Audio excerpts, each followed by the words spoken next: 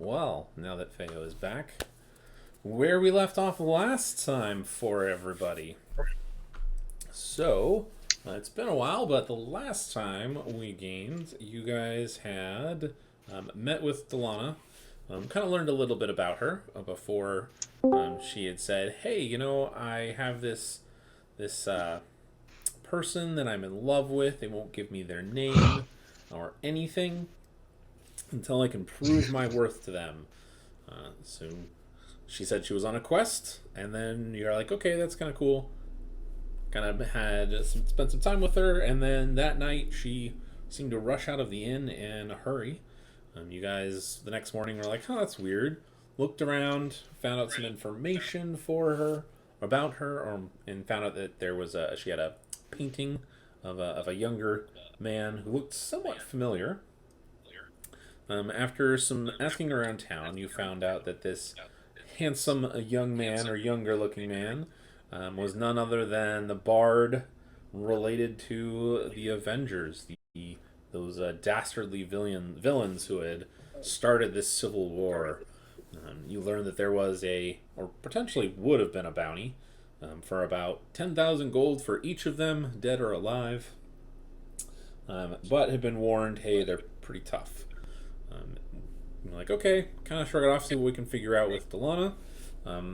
Couldn't find her. She ended up showing back up that night for you guys, severely wounded and hurt, covered in blood. Kind of shocked everybody at the inn when she arrived. She sat down with you guys, had a drink, and said that she needed to get the tears of a ghost. At that point, she offered to pay you guys 50 gold if you guys could deal with the ghost. Sir Frederick denied that ghosts were a thing and couldn't possibly be real. It's just not something that could exist. He was adamantly against it. You guys explored a little bit, went and talked to the mayor again. Oh, I'm sorry, that was before. Went and found out about the ghost and found out that there was a locket that she was looking for that had kind of keeping her here. Feo was like, yeah, ghosts are kind of stay behind for a reason. So this might be the reason why. And then she described the locket, and Branch and Palamedes were like, holy shit, that's the locket the mayor has. You guys went back, snuck into the mayor's house, stole the locket, while Feo and Frederick made a big scene outside of the mayor's house. That was pretty good. Arguing about gods, nonetheless, and how Bahamut is the greatest. And just yelling, repent. Yeah, right. Repent. You guys ended up bringing the locket to the ghost, who thanked you for it. And then she disappeared, leaving 3 tears behind. 3 glass-like tears on the ground, which you guys collected and headed back to the inn, to the widow's. Dilana was not there at the moment, or she was sleeping. And you guys said, we'll just wake her up and then we'll check on her in the morning, and we'll go from there. And that is where we were picking up. It is first thing in the morning. You are all walking down into the common room, and lo and behold, you see Dilana. She's sitting at one of the tables. She's got her arm kind of bound in a sling. She's got some bandages wrapped around, like on her head. She had a head wound. And then there you can see that there's other bandages that she has wrapped around her. But otherwise, she seems okay. It looks like she may have received some additional magical healing, but is not out of the woods by far. But she's sitting at one of the tables enjoying some porridge, if all things. Delicious. Porridge.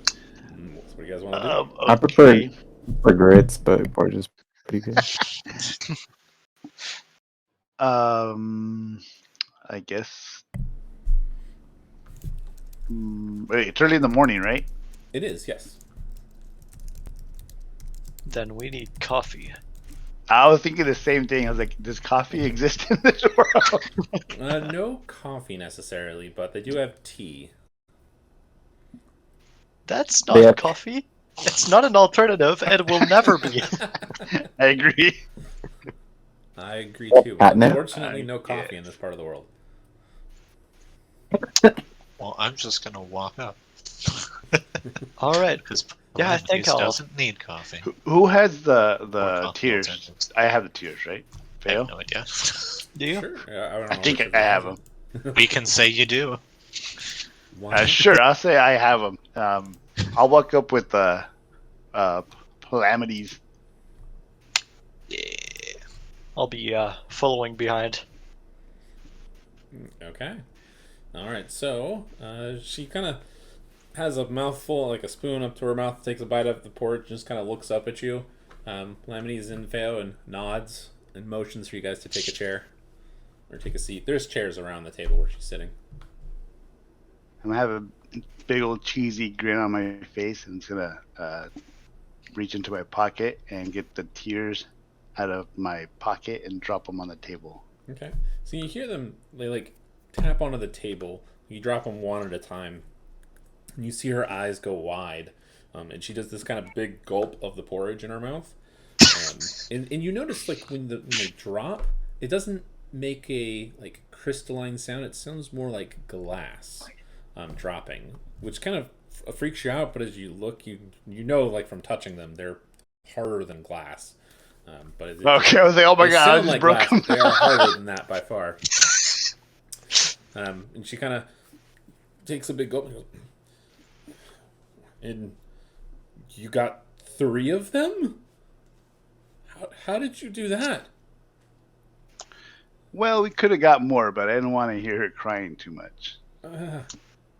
Tricks of the trade. She kind of looks at you both up and down and goes, okay, impressive. Definitely better than I was expecting. That is for sure.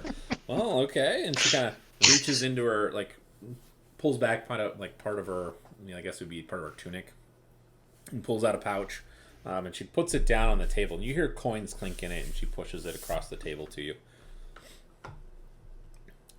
And she goes, 50 gold as promised. I would like to count it. Sure. Since it's only 50. You take the pouch, and it's really light, and it doesn't feel like a lot of coins. And then you open it, and there's 5 platinum in there. Yeah. Oh. Yeah, that checks out. Oh, nice. Yeah. So she Just takes gonna nod at Dilana. she what only did you takes do? one of the tiers, by the way, Uh, and pushes the other two towards We get to you. keep. Yes!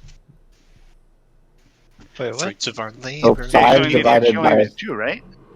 5 divided by 4. It's It's not 1.25. adding up. 5 divided by 12 gold 4 and 5 equals silver. 1 for everybody and 2 for Frederick. Right. I think that's fair. I don't think that's what Bahamut would say. I think I'll just take 1. Damn it. Screw it. I don't need much money. I just need enough to buy myself some porridge every morning. I think Fail. I think Fail should get the extra coin. Well, I very don't kind know. of you. I mean, it's up to you guys. But that's But fair. I'm agree with Branch, you know. Of course you do. I changed my mind. Not too late. You know, guys, we could in fact split this evenly if we just broke it down into smaller denominations. Sure. Wherever coin exchanges exist. You guys have coin. You can just exchange it yourselves. It's true. That requires math, and I am not good at math. I guess They that's It does the problem. require change. a bunch of currency Or math something. from my whole 15 gold pieces to make that work. Can I, like, not do the math? I know how we need to split it. I don't know how to get it there. Exactly. Didn't you I play an promise accountant? there would be no like, math. They know math. Listen, I I'm don't- fine with someone taking 2 if I don't have to do the math. Okay. You know what? Just give the 2 to Branch. I don't want math.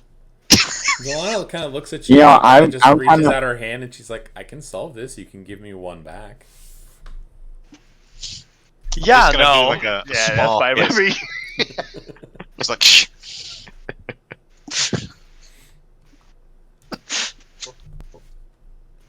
Okay. She has this kind of like well- mischievous smile on her face, but she seems genuinely like yes, give me the coin back. I'll take it. If you don't want If it, we want to skip the math, I can always send 1 platinum back to my family, who I am working to support.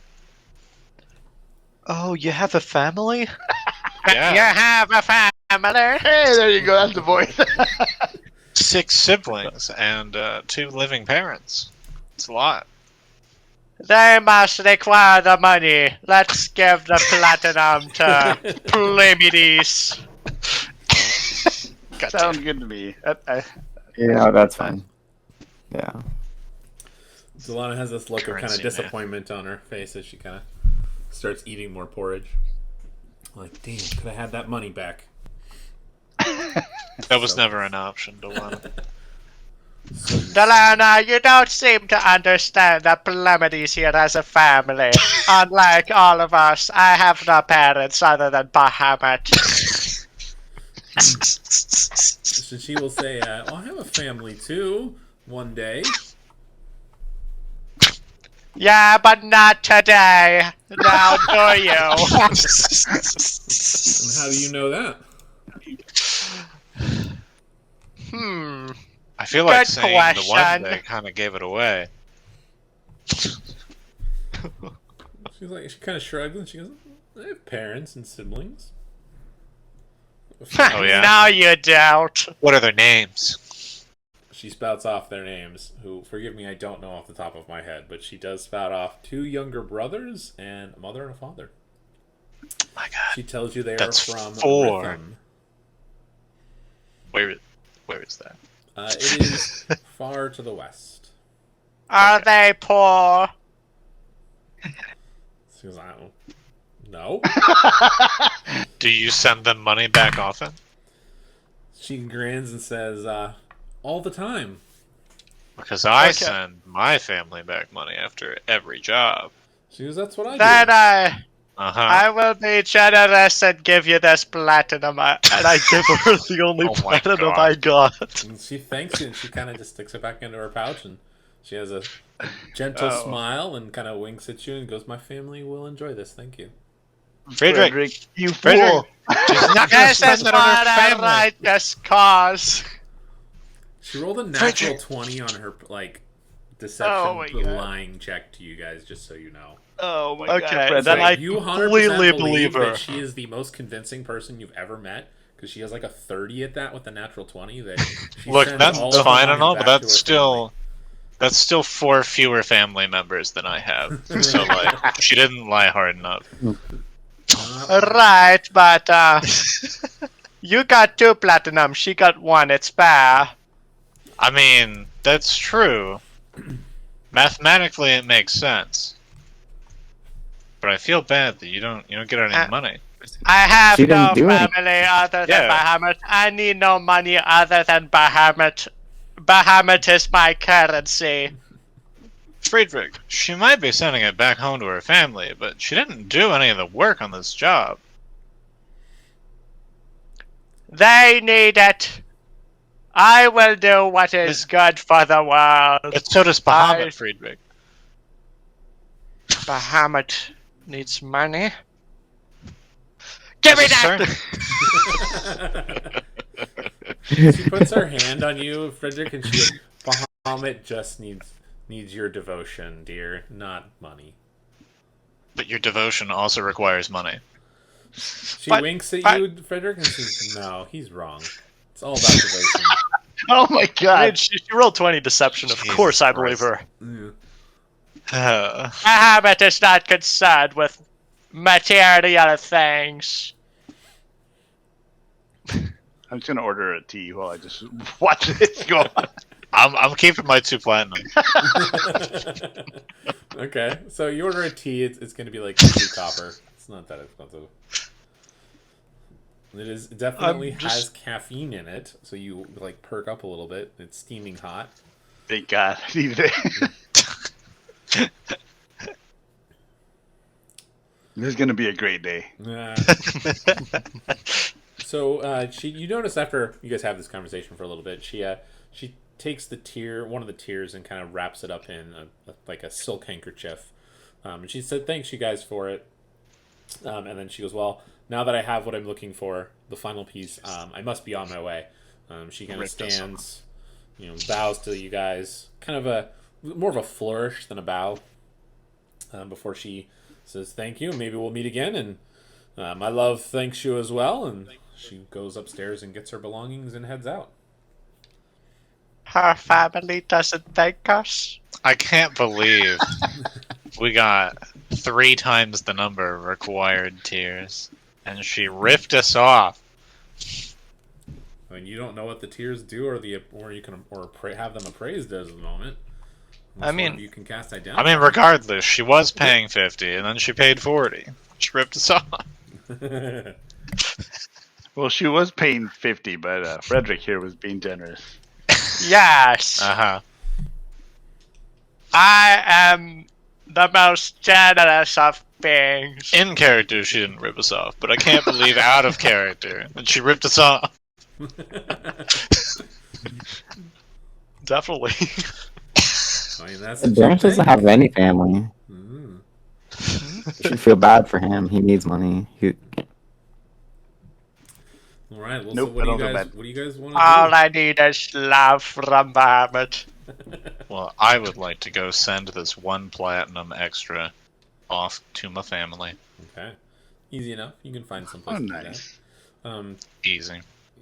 So we're not going to roleplay it, but you find a place in town that would Right. be able to transport that. Not an issue.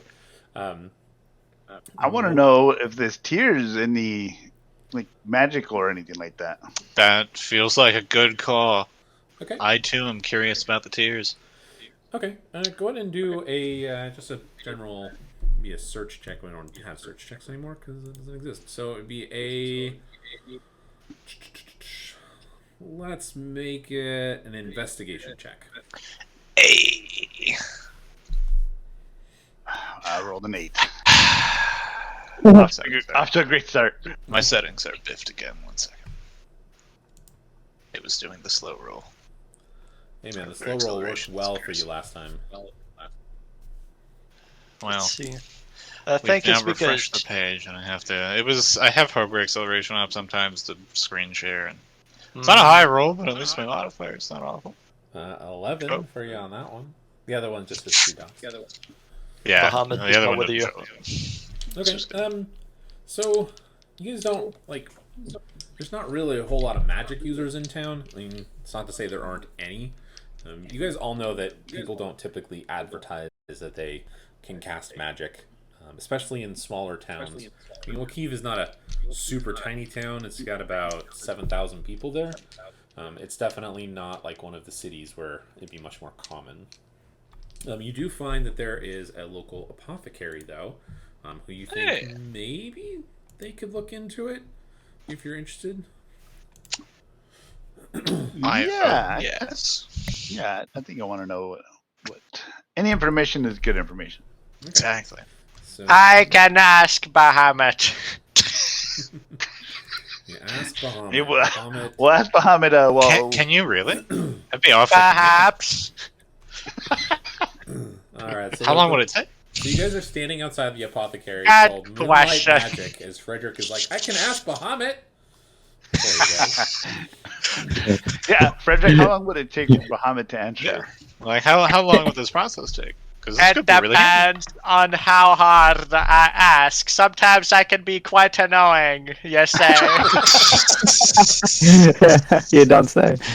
Do we need to be around, or can you do this on your own? I can handle this. What if we leave 1 tier with you to ask Bahamut, and then take the other tier to ask the apothecary? Ooh, I like that idea. I believe that is a very wise choice. I am very curious what Bahamut will tell you. You gotta keep me updated, Friedrich. I will. Okay, so Frederick's gonna go off and pray and try and find out what this tier does. Right. So, of course, he's gonna go like in his room to get some privacy and everything, and he's gonna start like whipping himself for Bahamut. Please, Bahamut. And this is a picture of him holding the tear up my in God. between, like, whipping himself. Muhammad, tell me what this Holding does. the tear up between the tears. Between the tears. All right. Well, so as he's doing that, Frederick, unfortunately, Bahamut does not tell you anything. You don't hear any response. I was so sure. I am gonna have you roll Perfect. a d6 for me, though. Oh. So that's the damage I deal to myself. Yes, you are whipping. Oh yourself, my you said. So 3. Okay. You do that for 20 Three minutes or strong so, and whips from you Bahamut. take 3 points of damage. Meanwhile, Perfect. the rest of you guys are like, I think, is he going to be okay? It'll be fine. He'll be Bahamut won't have any fine. harm to him, kind of moment. Exactly. You step into this slab. It almost looks like a hut that should have been built like out of a tree, like one of those swamp trees with all the vines or the roots that go everywhere. Except it's on the roots are the stilts that it sits on top, and there's this like makeshift hut that's partially leaning against one side, and there's another part of the hut that looks almost like a tower attached to one. Like almost looks like it's just an afterthought added onto it. You climb the stairs up to the apothecary, and as soon as you open the door, there's this overwhelming smell of just pungent, like roots and vines and flowers, just right up into your nostrils. You're kind of like, oh, okay, oh, yep. Kind of blink, and this a little bit of smoke kind of comes out the door as it whiffs out, and you're like, okay. And as you're kind of like blinking through the smoke with your eyes are watering, you hear a wispy voice kind of in the background. Well, you coming in? Or you letting all the smoke out? Hello? I'm going to inhale deeply to just Oh. try to get a feel for the scent even better. Okay, it's definitely unique. There, like you definitely get some senses and some feel that like there's some, like you're a rogue, so you have poison and stuff, right? You can do. I think it's at this point.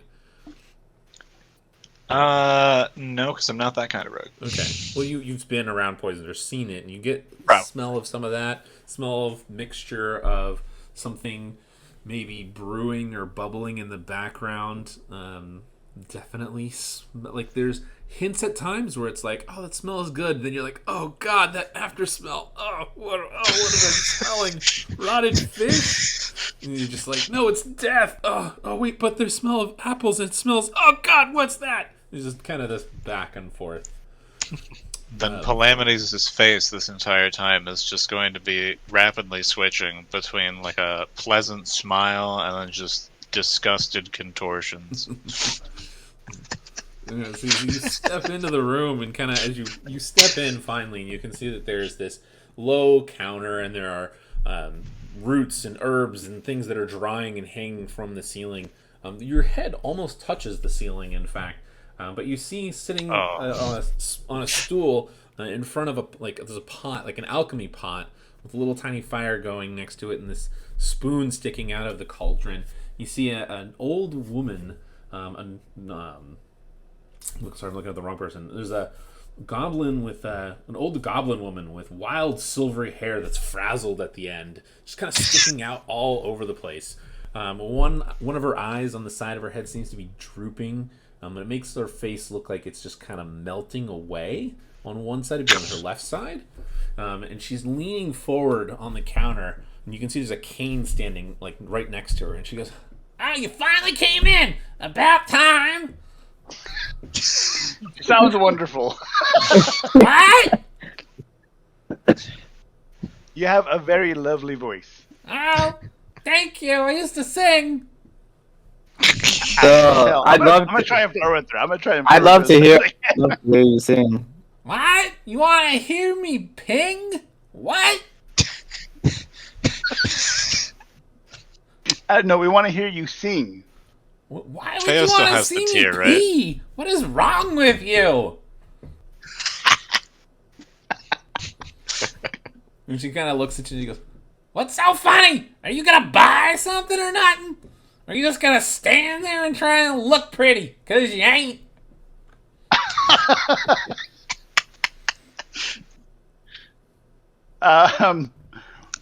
No, we don't actually want to buy anything. We wanted to ask you a question. Come a little closer. She kind of puts her hand up and waves for you guys to come over.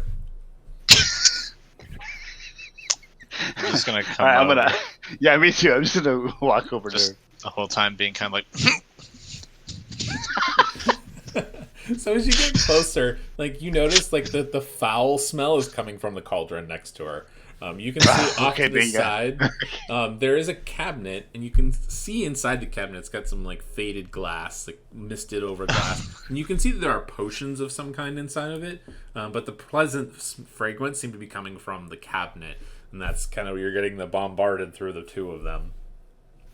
But she kind of like as you guys walk up to the counter, the counter only goes up to like maybe not even waist height, like mid thigh level.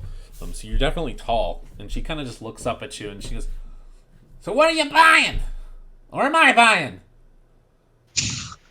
Nobody's buying anything yet. I just wanted to ask you if you knew what this was. I'm gonna reach in my pocket and show her the teardrops. Okay. For yourself, Faye. What if I want to get potions? So as you kind of pull it out and you kind of lean over, she kind of quickly grabs onto your wrist and pulls you down closer, like to eye level. Gee! And you realize that she grabs you. She's got a firm grip. But she kind of like takes it up to her drooping eye, and it's a little awkward because she's tilting her head in a weird way to look at it. And she goes, "Ow, that's a tear, all right. How much you want for it?" And she lets you go. Well, it's not for sale, at least not yet. I wanted to see if it had any magical properties. I'm gonna chime in and say, if I said 200, what would that mean to you? 200 silver? 200 gold. What? Gold? There's nothing gold about it. It's a tear. 200 gold in exchange for the tear. She kind of looks at you and she goes, "You were trying to bargain here? Ah, okay. Well, Just want to know. maybe." And she kind of like hops off the stool and grabs the cane and starts hobbling over to the cabinet. And she undoes the lock for a moment and kind of throws the cabinet open, and you guys get this wave of just pleasant smells that kind of cleans the room for a moment. You're like, "Ah." And she kind of pulls some potions off of the stands and brings them over, and she sets them down in front of you. But you can tell that she's definitely hard of hearing, for one. Yes. And I- she offers yes. and says that she has a variety of different potions that she can sell that are available. Like she has, for example, potions of resistance. She has a potion of haste, which is her most expensive one.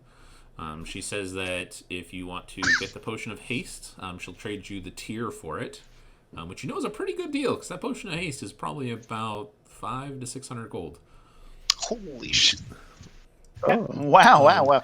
Okay, but I want to know what magical property this thing has before we sell it. No, I kind of want that potion of haste, Faye. Okay, well, she kind of... So I'll just... Go ahead and roll a persuasion check for me here.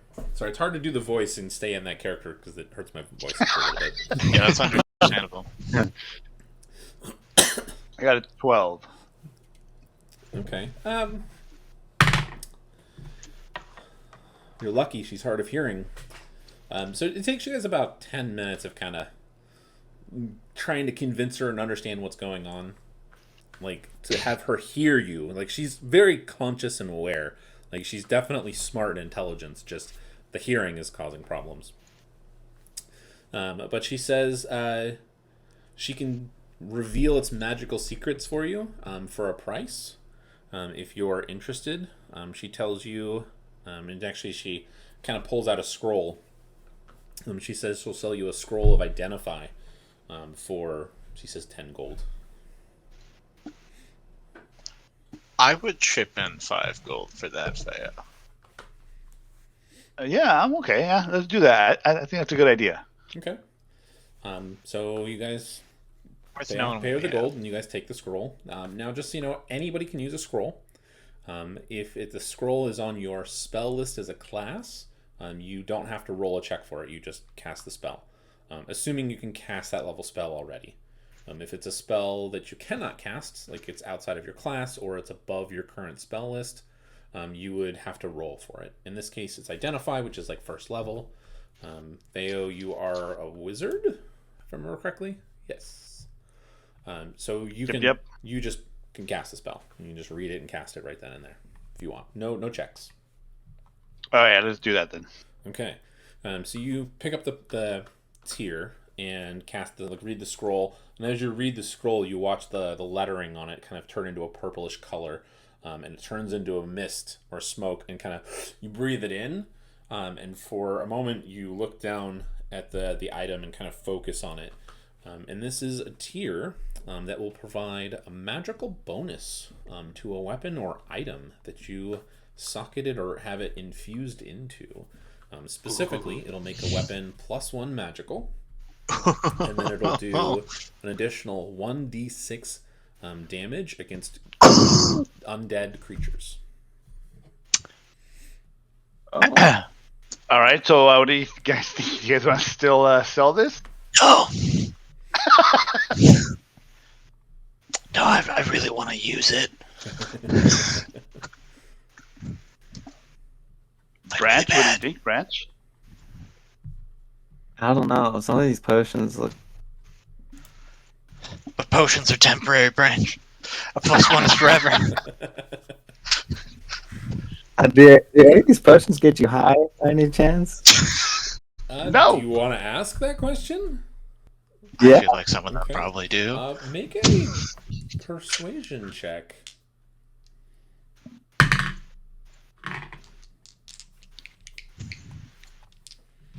3. Yikes. Okay. She kind of laughs at you for a moment and kind of pats you That's on the illegal. cheek.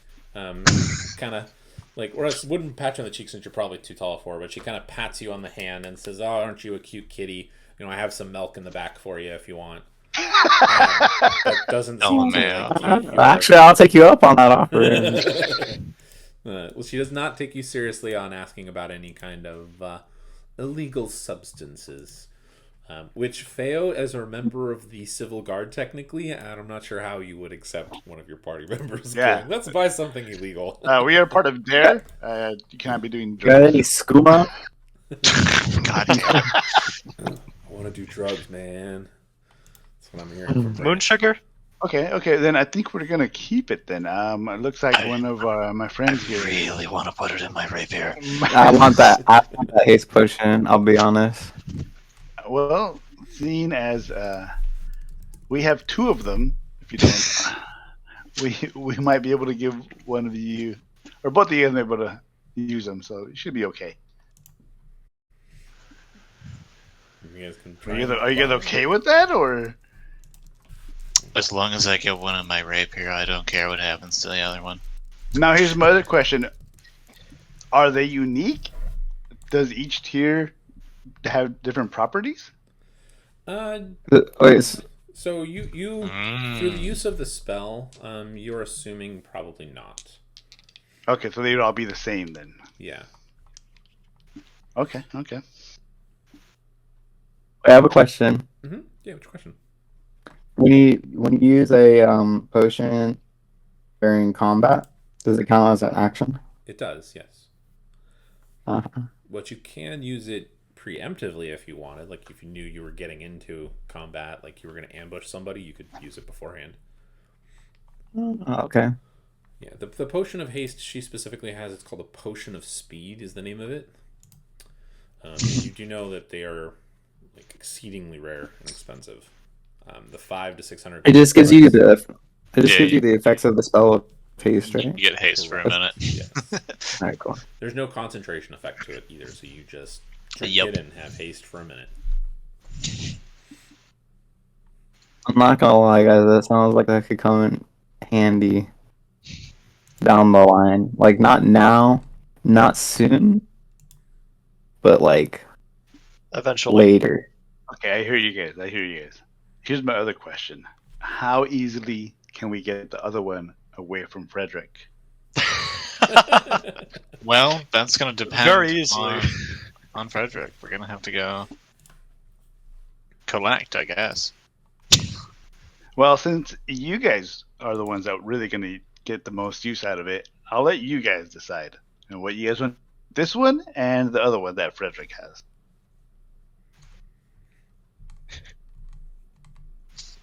I'm going to I'll gesture go have- towards Branch. Be like, I'll Branch, have you a can good old- have this one. I'll have a good old talk with Frederick. Oh, okay. Okay. If you want to volunteer for the Frederick talk, fine by me. So scared of Frederick. Everyone's scared of Frederick. He's... I mean, I was going to volunteer, but Branch beat me to it. Okay, I'm gonna go talk to Frederick real fast.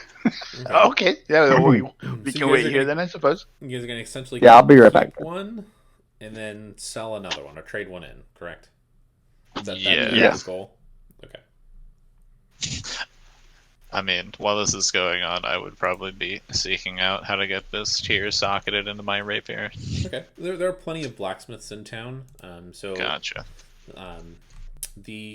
probably the closest blacksmith to where you are would probably be the Smelton Belt. It's one you've been to. You've met the one of the blacksmiths previously when you guys were first looking kind of around town. Actually, you weren't there for that, Calamities, but Did you say smelt and dealt? Smelt and Belt. Well, B-E-L-T. Oh, okay. The Smelt and Dealt. That's actually a pretty good one. That's a good one. I'm gonna remember that for next time. We'll appear in another town somewhere. But you meet one of the blacksmiths and they say for 5 gold they can modify your rapier. It takes a day, so they wouldn't be able to do it. Like you just give them the tier. They say they can do it. Give them 5 gold in 24 hours and it'll be done. I'm going to slap down my 5 gold, the tier, and my rapier at inhuman speed. Okay. With All an right, incredible so for level of excitement. the next 24 hours, you do not have your rapier. Works for me. And then I'm gonna go jump Calamities real fast. Okay, yeah, so you're gonna talk to Frederick. I'm How does gonna- this conversation I'm go gonna- down? You're gonna have Alright. Hey, Frederick. Good afternoon, Branch. So, do you have any luck trying to talk to Bahamut about the tier? Did you get any insight as to? Because funny thing. He's crying. Don't cry, Frederick. Don't cry, Frederick. Listen, I heard a voice, and I'm pretty sure it was Bahamut speaking to me, and he wanted me to tell you that he wanted you to give me the tier.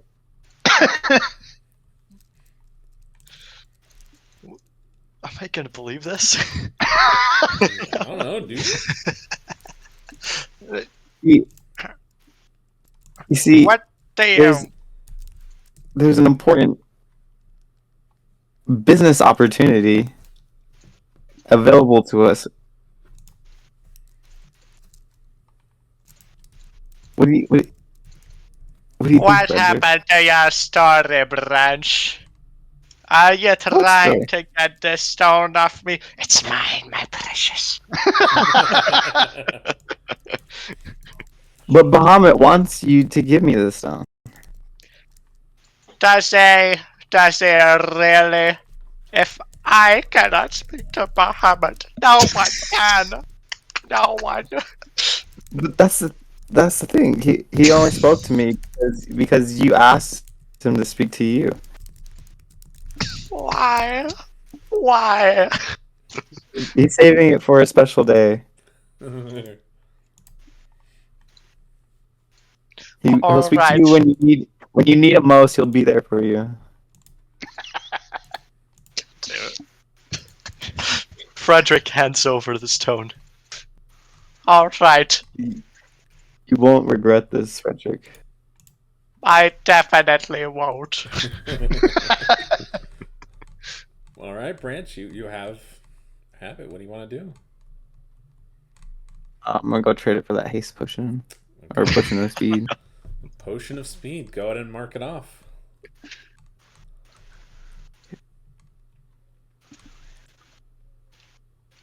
Cruz could have used the stone.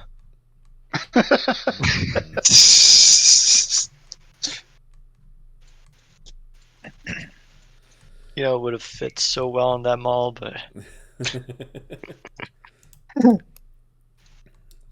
Okay, so Branch gets his potions of speed. You deal with a snarky old goblin lady who offers you, like you say, you bring her, like, take her up on that. When you come back, you find a little bowl of cream and like milk off to the corner, and she goes, "Well, you said you were thirsty."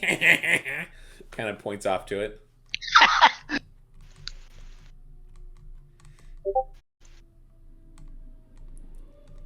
Does she have any scrolls that I could buy? Wait, the scrolls are super expensive though, right? It depends on the scroll. What are you looking to buy? I'm thinking here.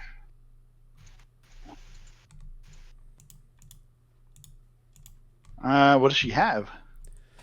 I mean, it'd really be more what you're looking for than what she really has. She's an apothecary, so she doesn't really deal with scrolls much. I would say if you're looking for, say, like a first level spell scroll, she might have it.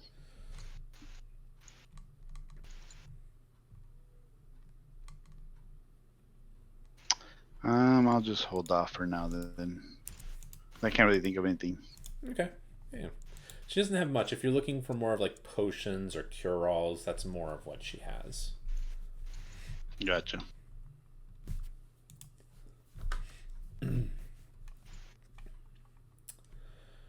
All right. Anything else?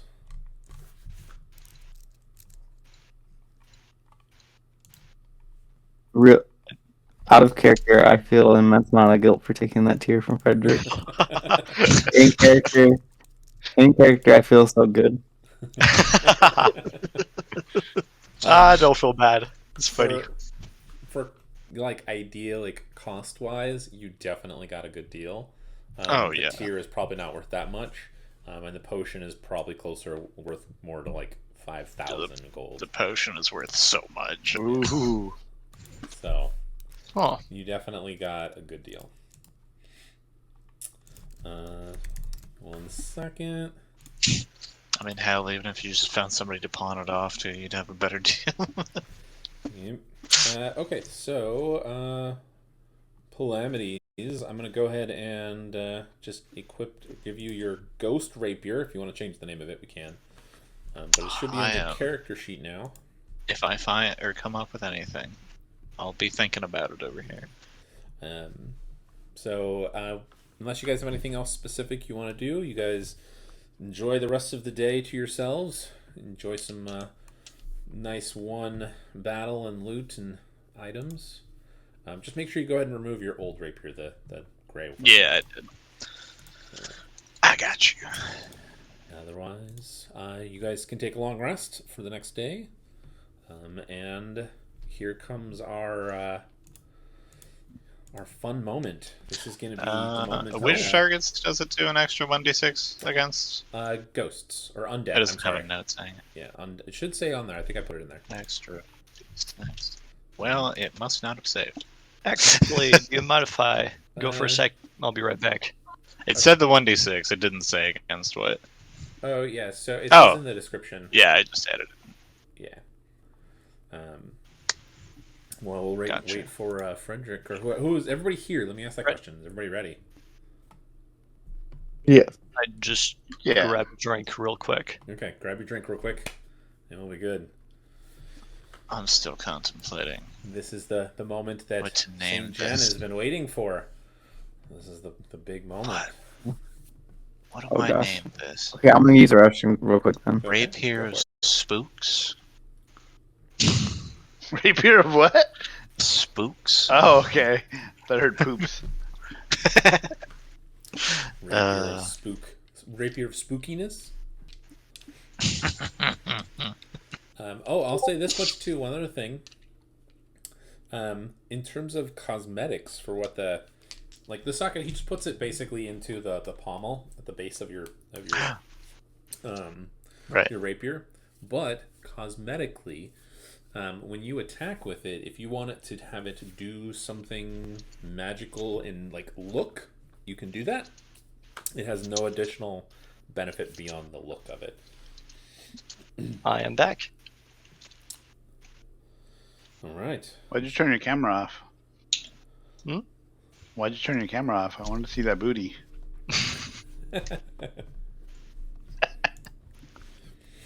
It's because it's that'd be an 18+ channel. Ah, look at The booty's too good. Too thick? Okay, I get it.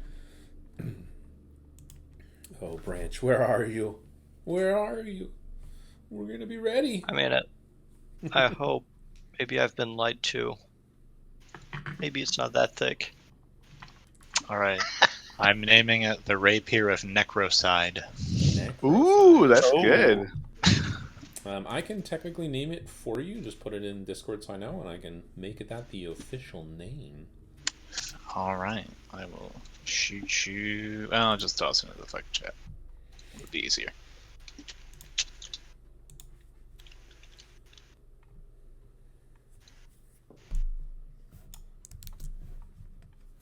Rapier of Necrocide. Sounds cool and fancy. You know what would have been cool? The Maul of Necrocide, but guess who decided to steal the stone? No, I'm kidding. Look who wanted a purple tear potion. It's not a bad thing to have. You guys It's remember not a bad thing to have at all. As long as But, we remember we have it, it is indeed not a however- bad thing to have. I do like to just say passive aggressive things just for the sake of it.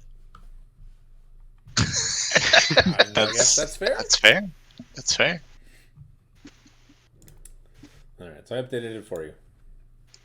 Yay.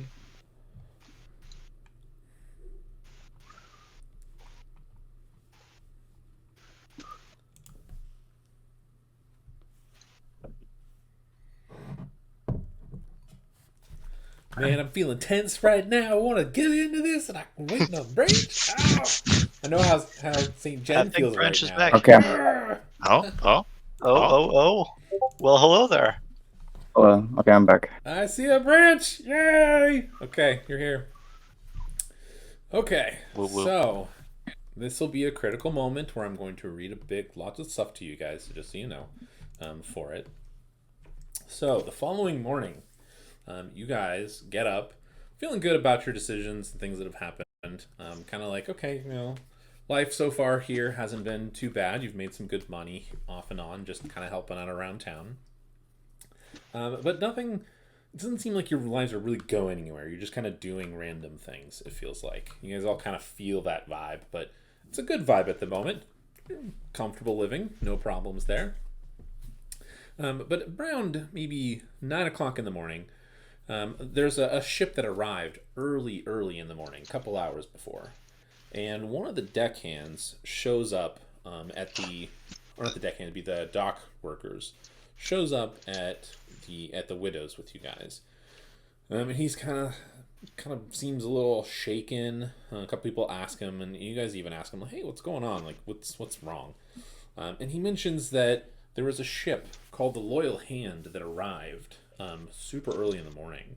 And he says when they were unloading or trying to get the ship docked, there was a group of people with some strange looking guards and very weird armor. And there was a wizard looking man in some robes with a bald head that just seemed to look down at everyone.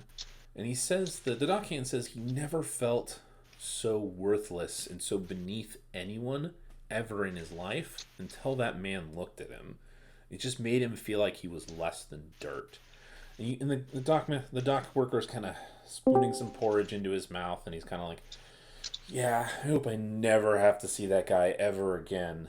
And right at that moment, as he stuffs a spoonful of porridge into his mouth, the door to the Widow's slams open, and you see the dock worker kind of choke on his food. And he quickly turns his gaze away from the two men that have just entered. Curious, you all turn to see a bald human man standing in the doorway. He wears rather simple clothes, a wide brown leather belt, and a thick cotton trench coat. Everything he wears is drab and dark, as though the thought of color, the very sense of it, was foreign to him. Everything except for his eyes. Behind him stands a man in a dull silver plate of armor, with a long sword at his hip, which he rests one hand upon. In the other, he holds a leash, to which at first you think is some kind of scarred and disfigured mastiff. But as you do a double take, you realize that the beast is no dog, nor is it unlike anything you've ever seen before. For one, the smell of sulfur just radiates off of it, filling your nostrils and causing you all to gag. Its skin is blackened as if burnt, and only the hair that it has goes from the forehead to the center of its back. Its eyes the color of burning coals, and it growls towards you, causing its neck to glow a deep red. The bald man, he says, "Be still, Riker," he says gruffly. As he steps forward, his golden eyes glowing in the lamplight, and he continues, "I'm looking for Dilana Stilltide. I know she was here. Who can tell me where she's gone?" Silence greets his question, as if everyone in the room is afraid to breathe.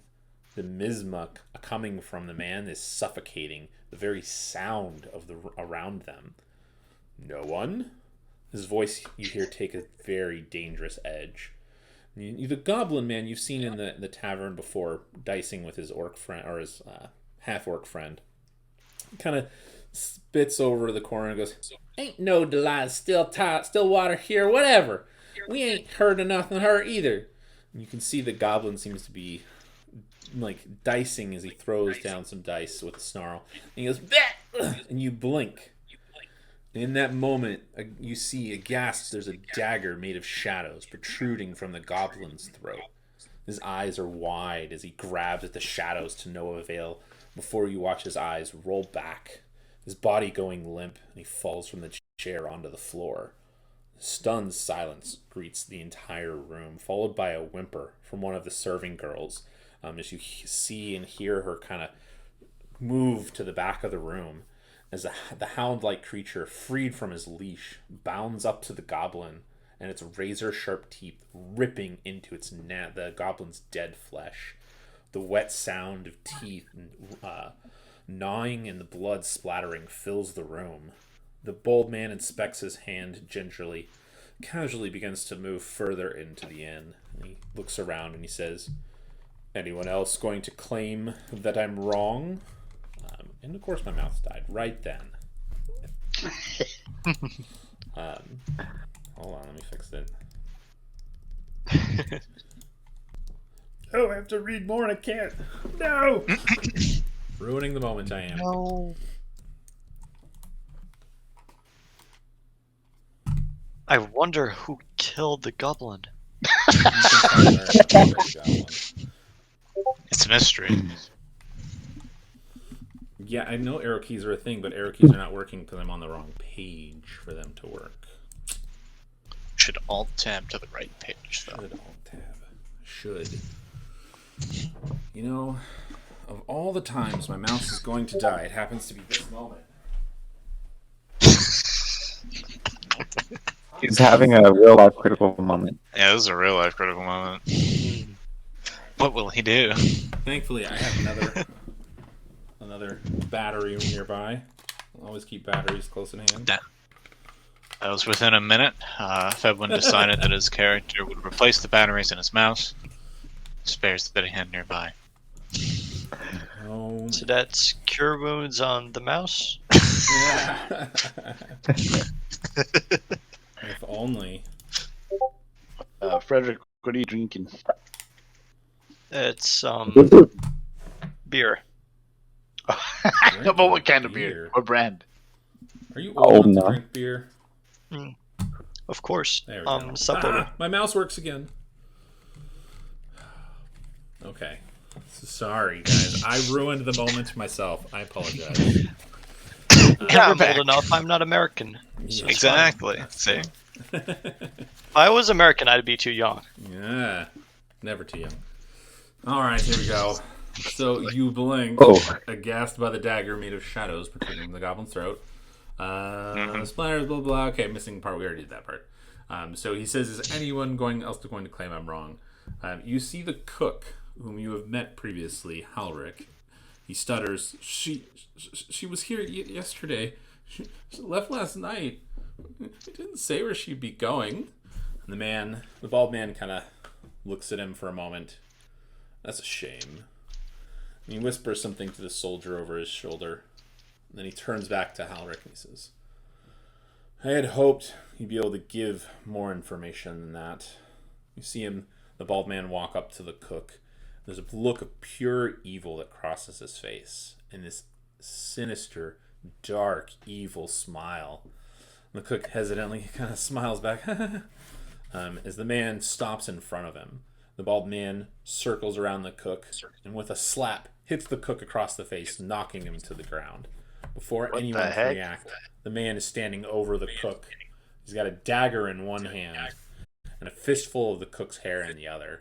With a look of sick pleasure, the man takes his dagger and slices it across the cook's cheek. The man continues to cut into the cook as he screams and thrashes on the ground. He says, I hate not getting what I need, you scum. All of you, covered in filth and lies. The man's words are calm, filled with clear, unbridled hatred for the man before him. I've been here all of an hour, and already I reek from the very stench of you, from this place. At that moment, another man, an elven ranger of sorts, dressed in black leather that seems to meld into the shadow, enters the room. He stands there, calm, and seeming to find nothing amiss with the screams of pain coming from the cook, or the other man's blood-soaked blade. He goes, My lord, Alora's found her location. We're ready to leave upon your order, the ranger says. The bald man goes, Very good, Cole, as he continues cutting into the cook before throwing him onto the ground so he can inspect his work. And let us be gone from this slum.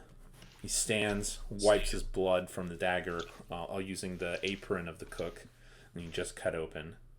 And as they depart, the man stops at the doorway and looks over the room once more. You'd see disgust clear in his eyes. Come, Riker. Our prey is elsewhere. The hound growls low in its throat, but obediently follows its master from the door. Then the moment he's gone, all of you let loose a breath you didn't know you were holding, and the entire room seems to come alive, as if the shackles of fear had been released. And what do you guys want to do? So now we can actually do stuff without me ruining the moment. I'm sorry, guys. Did he just tell a man?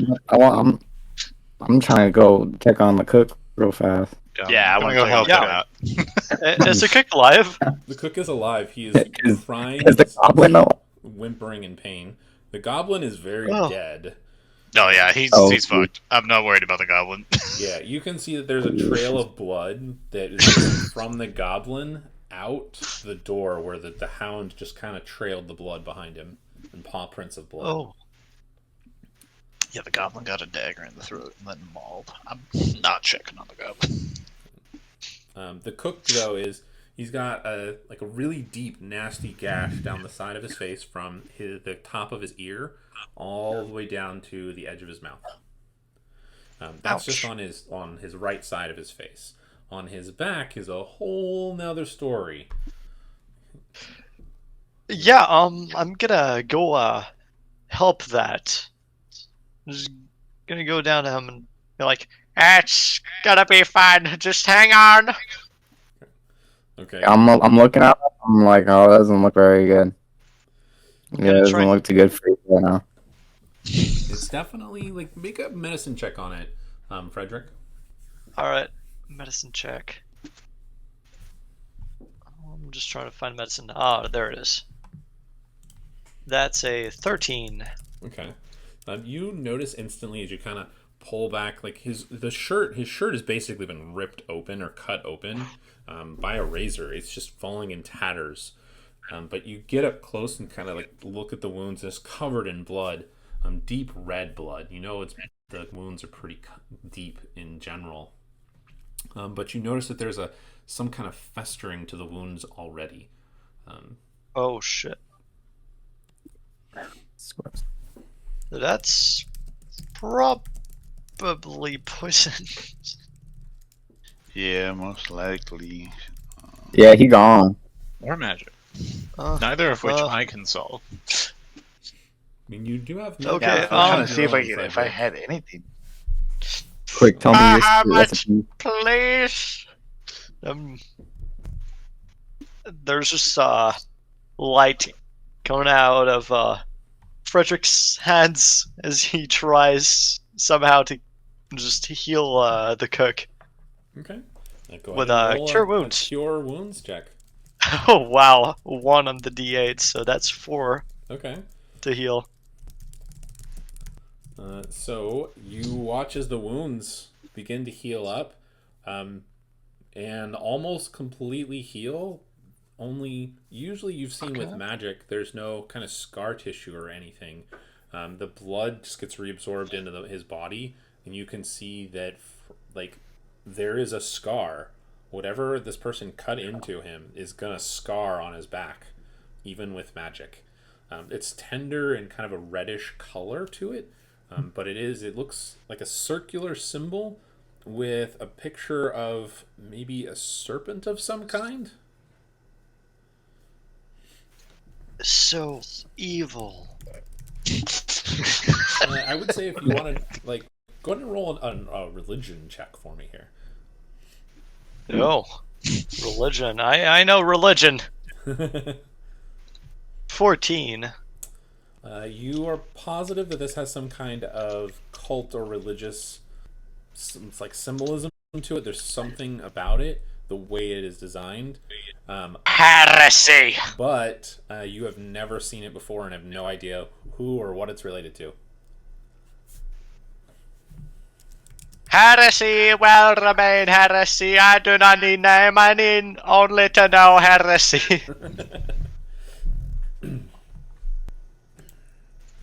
Are there by chance direction? Okay, so while you guys are tending to him for the moment, you hear, like, everyone go and make a perception check. I should do that first, actually. Probably the better way to do it. Alright. Perception. Perception. Oh, I got a 1. 15. I got a 7. 11. I got 12. Okay. So everyone but Three Theo triplets. hears it. You hear like a dull explosion, like a dull thump, coming from outside, and you hear shit. screams coming from somewhere outside and further in town. Fuck. Oh, At man. that moment, the innkeeper, who's kind of like, at that moment, the explosions of the shock kind of wakes him from his own shock, because you were the only 4 that really moved towards anything. Like, everyone's just kind of like, what is going on? Like, what? Kind of just dumbstruck. But the innkeeper, who you guys know as Clifton Spaulding, he kind of runs up to you, Palamides, and he goes, "Oh, whatever's going on, it's best you find the captain, Captain Dawson." And he says you guys should probably tell him what's going on and what happened here. He says we'll tend to the cook and make sure he's okay. All right, let's fucking Yeah, find do you know where Captain we can Dawson. find Let us find the captain. He shall solve the situation. Let's get booking. Okay. So Yeah, the moment that's you guys step outside, you can see off near where the docks are, there's smoke billowing up. And then off towards the town square, you see 2 more like bursts of flame and fire burst into the sky, and you hear explosions that direction. You can see people in the streets are now screaming. People are running in fear. There's shouts for buckets and water to help put out fires. There's definitely some kind of chaos going on. You're pretty sure that, I would say that they would have told you, or the innkeeper is that if there's any kind of problem, probably the captain's going to be at the town square. Is where he thinks they'll be. That's where I'm going. Okay. All right. Is everyone going there? Just making sure. Yep. Yeah. Yeah. Yeah, So- we're going there. So you guys I don't want to go anywhere else. pushing through the crowds of people. People are screaming, going, "What's going on?" You know, other people are like, "Get buckets, get water, put the fires out." Others are kind of screaming and running away from the docks, kind of further into town. As you guys push through the crowds of people, you guys the town square kind of goes up a little bit, and it's the only place that's really paved.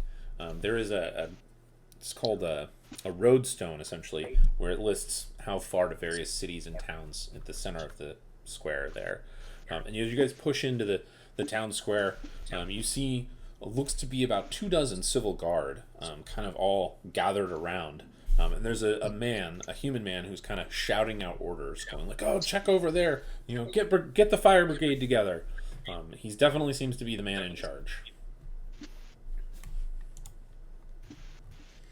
I say we go talk to the man in charge. Seems like our target. Yeah, I think we need to. All right. So he's got he's an older gentleman, maybe in his mid 40s. He's got kind of this gray, windswept hair. He probably looks more black than gray at one point. But he's definitely got that age of stress has made his hair grow darker or lighter with stress than anything else. Feo, as you guys get closer, you're familiar with the ranks of the civil guard, so you recognize instantly that he is the captain. He's in charge. And as you guys approach, he looks to one of the guards and he goes, "Well, send 3 over there to check the buildings, make sure there's nobody there."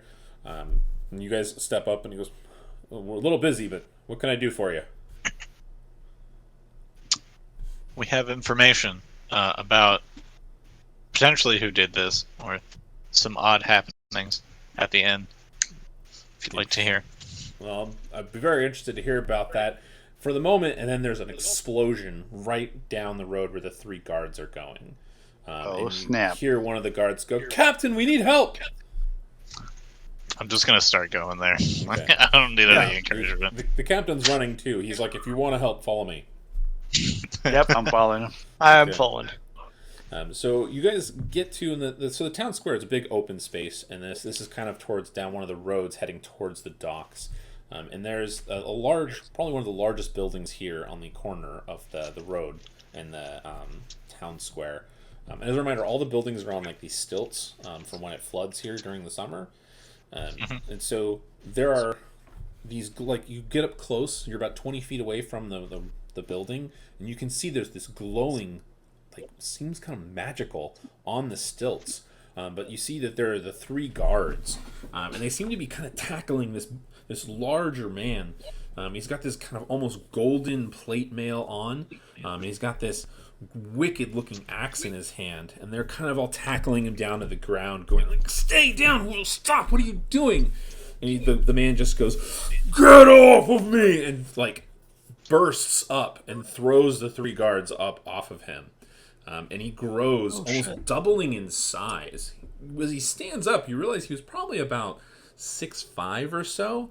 And now he's maybe about 10 feet tall. And he's just like physically large. And he's an earth genasi that you can see. And he just kind of goes, "Who's next?" And we're going to be in combat. I'm just gonna raise my hand. Oh, you guys are. Oh, wait. Do you have your already? I would say yes, you would have gotten it already. Oh, I'm not yeah. going to be that kind of mean DM and you didn't go get it yet. No rapier for you.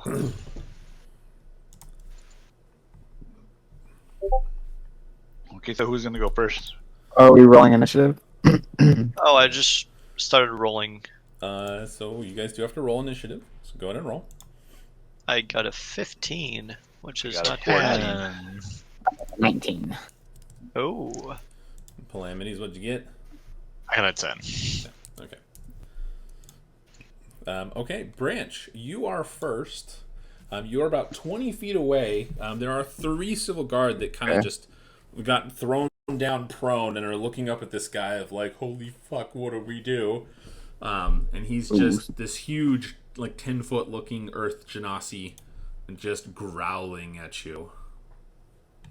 So I should say he's a darker like, skin color, and he's got these dreads that just go off the top of his head. By the way, is he growling at like all of us or like me in particularly? Because I do not like that. At everyone in particular. Oh, okay. Because I was like, I don't know why he's singling me out like that. No, not singling you out unless you want him to. But he's about 20 feet away. 20 feet, huh? Okay, I'm gonna use my bonus action. I'm gonna cast Hunter's Mark on him. Okay. Oh. What does that do? You choose a creature you see within range and mystically mark it as you query, and until it ends, you deal an extra 1d6 damage to the target whenever you hit it with the weapon. All right. And then I'm going to make sure that I'm not missing anything else before I attack.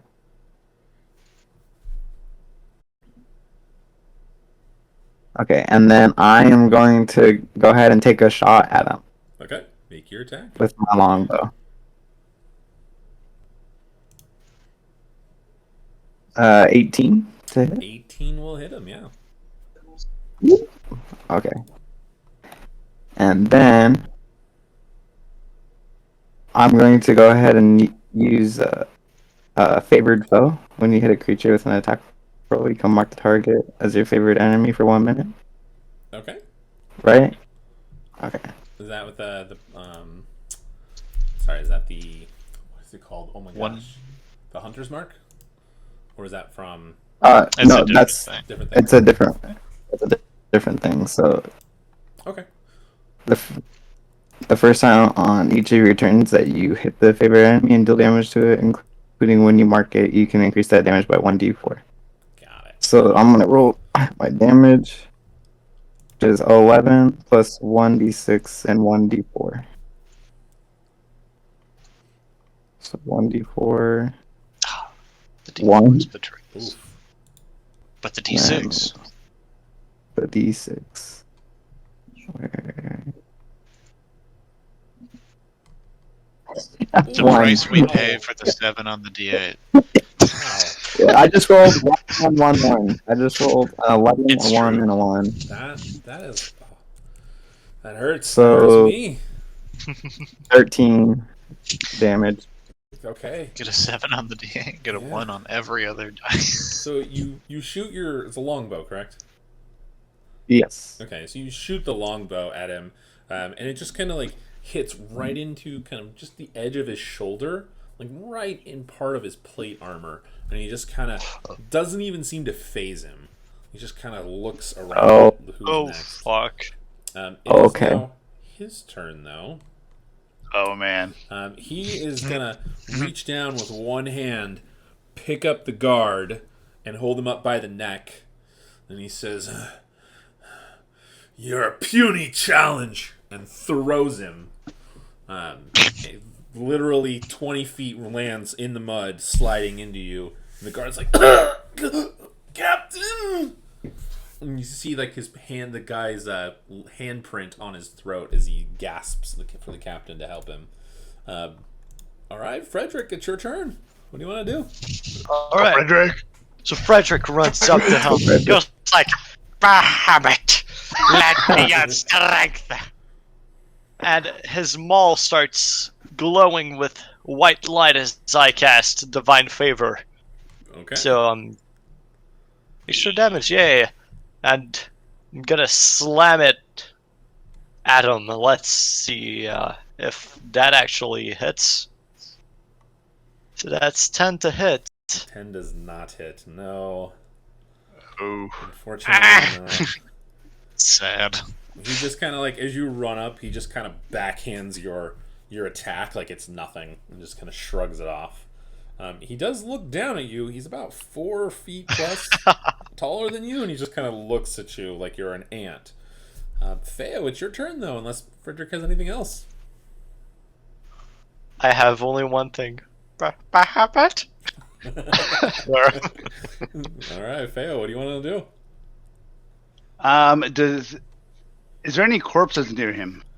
There are not, no. Dang it. Okay. I'm gonna cast Firebolt at him. Okay, make your attack. A 17. Does not Ooh. hit, no. Oh, Jesus Christ. Holy moly. Okay. Let's see your. I don't want to. My bonus action is a 2-weapon fighting, and I don't want to do that. Okay. So you throw your firebolt and it kind of hits into his plate right in the chest. It goes, kind of sizzles out and just kind of Oh my god. right into his face, and he doesn't seem to care or notice. Calamities, it's your turn. Nah, he doesn't know we I'm have a running secret up weapon. there. Running up there with Frederick. All right. Right next to my boy, Bahamut's Chosen. Bahamut's Chosen. And we're going to attempt to stab him with the rapier. With the name of rapier again? The rapier of Necrocide, of course. Mm. Oh. All right. It's not an necro, Make though. your attack. Wabba. Ooh, okay, so Oh. 22 will hit. Yeah. And I am, of course, going to sneak attack it. Okay. We're dealing 13 damage plus 5 for 18. Okay. So as you. Oh, I fucked that up. Sneak attack is 2d6. Slightly more. 23. 23. Okay. So as you run up and stab at him, he kind of grabs the rapier as you stab into his right into his side. He kind of grabs the rapier and as you're stabbing it, so it goes he grabs it and your rapier continues to push through his hand into his side. And you notice that on his hand that he grabs, there's this weird glowing rune.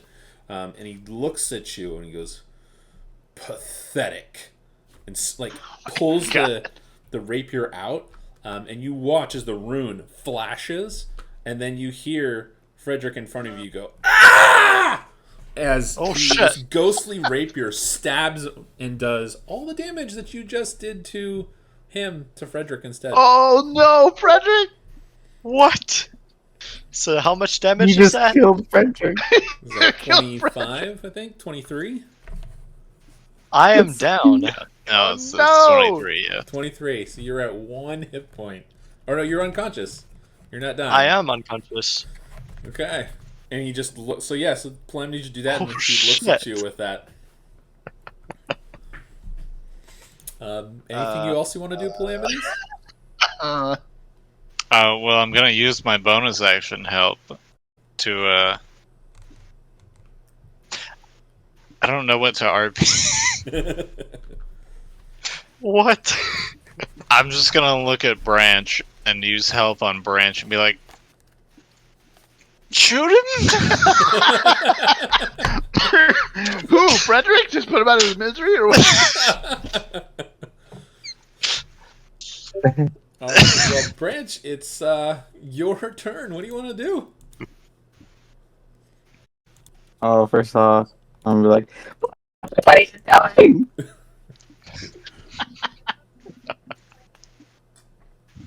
Oh my god. You do have advantage on attack. That's what is helping. Oh, I do. Yes. Oh, my mic's doing something weird right now. Hold on. Yeah, the help action gives whoever I used it on advantage on their attack roll. Okay, there we go. Alright. Okay. I'm gonna use my bonus action to target the Earth Genasi with Planar Warrior. And the next time I hit that creature on this turn with a weapon attack, all damage becomes worse damage, and the creature takes an extra 1d8 force damage from the attack. Okay. Come on, advantage. So I'm gonna try and shoot it with my longbow All right. Make your attack. with advantage. Indeed. With advantage. Always a good thing. Please work.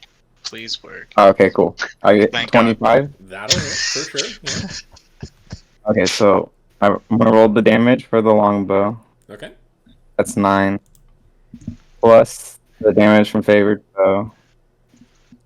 That's There 4, you so go. 13. Max damage.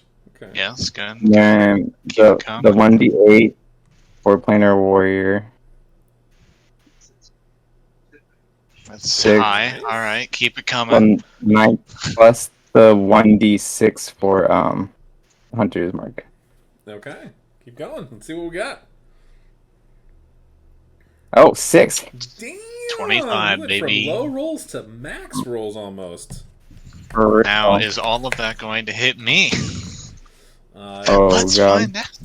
So what's that Okay, so total? let's see. 22. It looks like 16 plus 9, It is 25.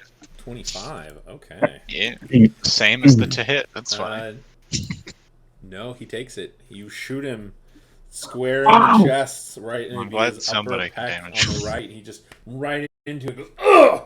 And kind of lets go of the rapier, kind of unexpecting that hit, and looks at you, Branch, and just Oh, shit. points at you. Fucking It is asshole. his turn, and he kind of points at you, and you can see B Platinum. You see he has a two-handed axe in his hand at the moment.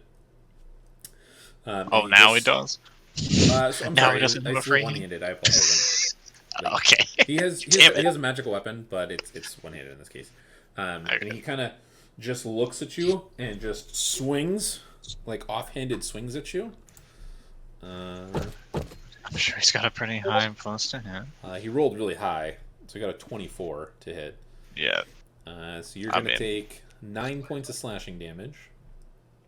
Okay. And then he's going to swing again. But he's going to miss. He got a 14. Which you have a, Oh, thank God. so he So swings close. towards you, and then as he swings back, he misses. But then he looks towards Branch. Make sure I'm not missing anything here. Oh. No, he's gonna actually take a step back, and he says, "You'll pay for that," and he kind of backs up a little bit.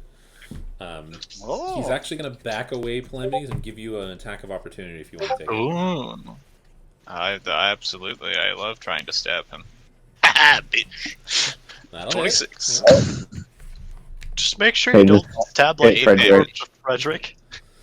I mean, I can't promise anything. That was magic, and I had no opportunity to do anything about it. So he takes the hit. He seems to as he steps back, he seems to be Get out, boy. like you get the impression from him, Palladium, as he's stepping back. Like you can see on his other hand, he has another one of those runes that's glowing. So you're like, okay, something's magical here still, but he doesn't seem concerned with whatever you're doing to him. He seems to be shrugging it off. Frederick, it's your Shit. turn. Make your death save. Yay! Death saves. D20.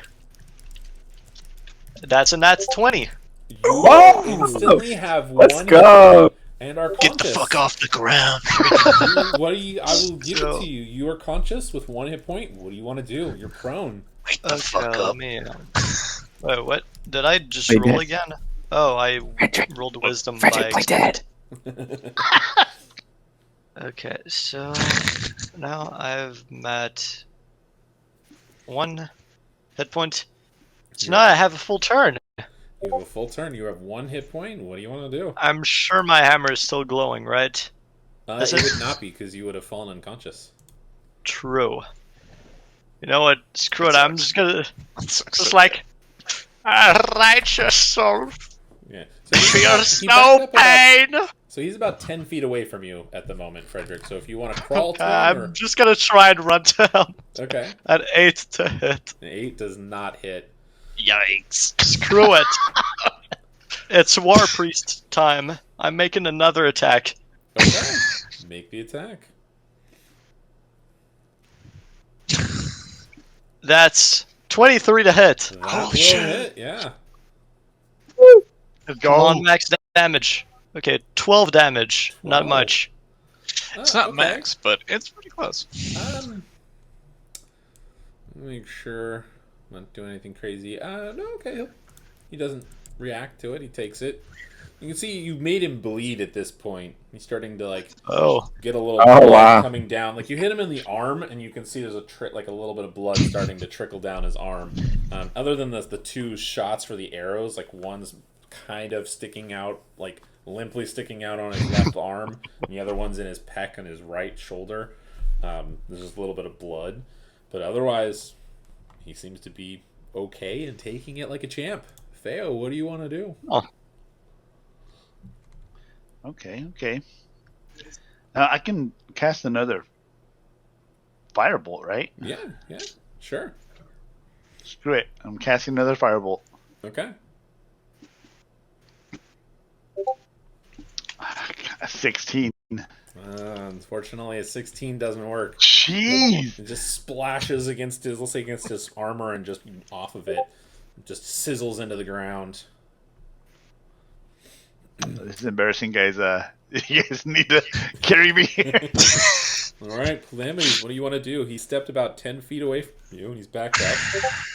At the moment, he's kind of like underneath the building, kind of that like 80s movie Shredder, 10 feet tall under the building. Like, I don't want to talk about 80s movies right now, though. hey, you know what? I can appreciate that. No, but where's his hand with the rune on it? It's on his right hand. Is it like, is he holding it at his side, or is it like up, or? He's just kind of like he's got the axe in it. He's got the axe in his left hand, and he's just kind of like backing up. It doesn't seem to like his hand's not like, oh, I'm holding my hand up out of the way or anything like that. Okay.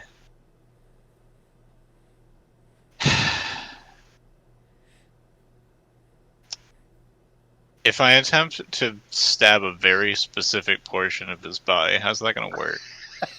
I would say just roll. You're making an attack. Okay. I would like to attempt to stab through or at the other side of the hand with the rune on it. Okay. Just not the rune side. Bah.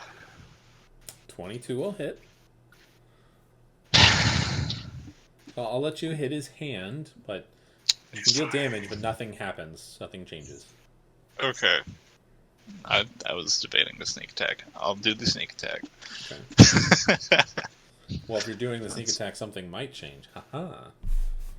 Oh. That's what I was worried about.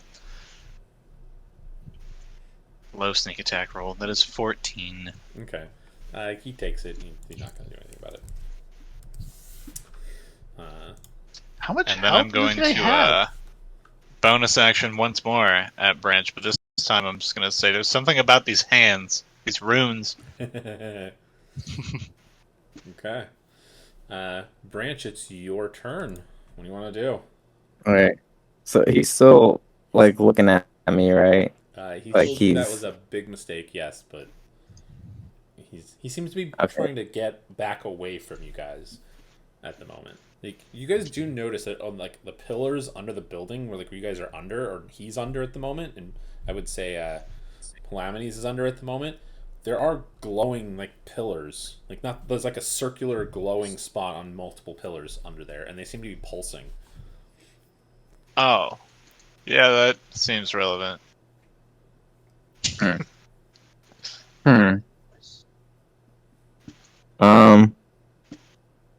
Is he backing away towards those pillars, or Yeah, he's kind Oh. of underneath them at the moment, kind of along the edge of the road Okay. and underneath the set of pillars right by the road that leads away from Okay. the town square. Okay. And I'm probably around like 30 feet away from it at this point, then? 30 or 40? Yeah, about that. Okay. Okay. I'm going to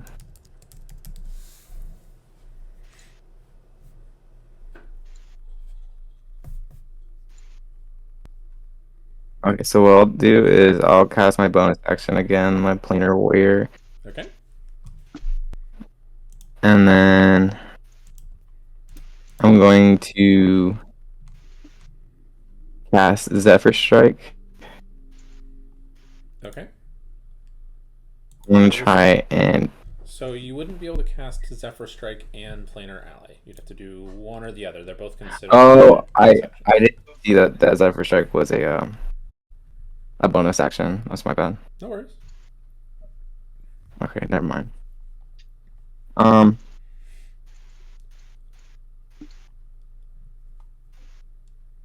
Gosh, I'm actually kind of stumped right now.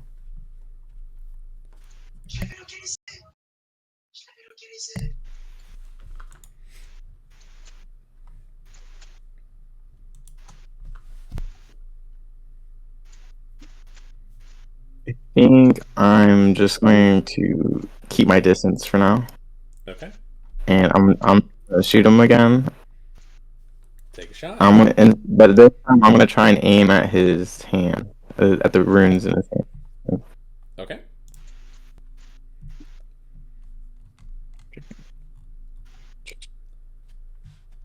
It's a 17. Unfortunately, does not advantage. hit. Just bounces Oh off his armor. do I have advantage? Yeah, I have use my advantage. held action on you. My bad. One more try, and that I is swear. a 16. Damn it. Yeah, unfortunately, it does not hit. No. All Damn. right. Well, it is now his turn. He looks down at you, Calamities, and he actually reaches out to touch you. And he goes to do this. He kind of takes something out of his from under a plate of armor. He takes out this almost looks like a piece of obsidian that has this glowing rune carved into it. And he crushes it in his hand, and he reaches out to touch you. You need to make a wisdom saving throw for me. I promise that won't go well. You are frozen in place by the hold person spell. Jesus Christ. And he looks at you and he says, "Time to die." And then he turns and walks nonchalantly about 30 feet away. And then Calamities, you don't get to make a save on this because you are now frozen in place. My hold person, yes. My whole person. So, Frederick, you get to go, and then Feo and Calamities will get to try to make his save. But Frederick, your turn. He is now about 60 feet, or I'm sorry, about 30, 40 feet. It would be 40 feet away from you. He's just outside of the pillars on the road at the moment, kind of just backing up. But what do you want to do? Fuck this! Righteousness, do not fail me now! I just pick up my holy tome, I open it, and just light pours out of it towards the Genasi thing. Okay. I cast Guiding Bolt at it. Oh, Hey. okay. Make a save. So that's a hit that I'm trying to do, and Please, shit, God. 12 to hit. God damn. Ooh. I was casting it at second level, damn it. Ouch. Ouch. Okay. You shoot your guiding bolt out of the book, and it goes wide. He just misses him completely. Goes about 3 feet to the How side. much? All right, and then Theo, it's your turn. So do I need to make a saving throw? No. What do you want to do at the moment?